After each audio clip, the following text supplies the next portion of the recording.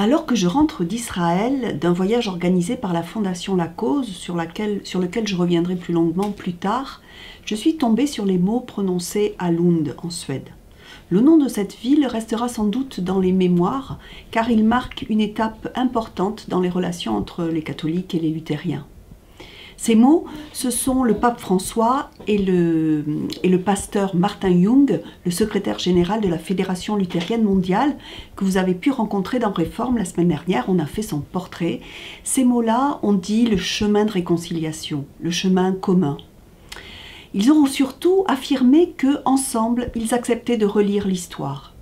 D'un côté, le pape François a dit l'apport de la Réforme au catholicisme, à l'Église, en remettant la Sainte Écriture au centre de la vie de cette Église.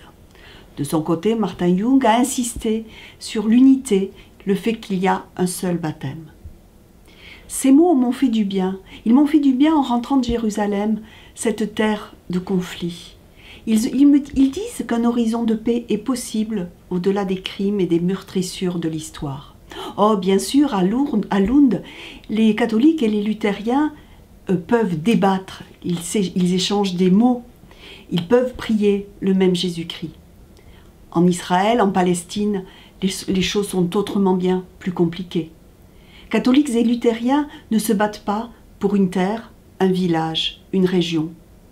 Catholiques et luthériens ont vu les siècles passer. L'eau des siècles a lavé les mémoires familiales.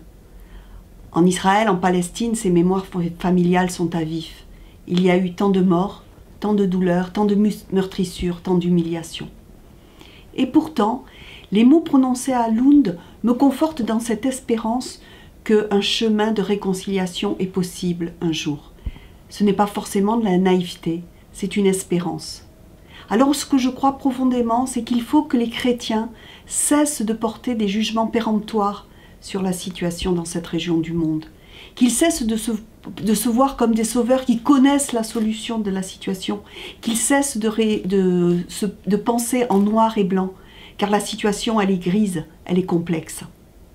Oui, les chrétiens doivent et peuvent être des artisans de paix, comme l'Évangile le leur demande, des artisans de paix capables de tendre la main vers les juifs d'un côté, les protestants de l'autre, les juifs d'un côté, les musulmans de l'autre, et les aider à faire passer ce courant. Puissent les chrétiens être vraiment ces lumières, ces artisans de paix.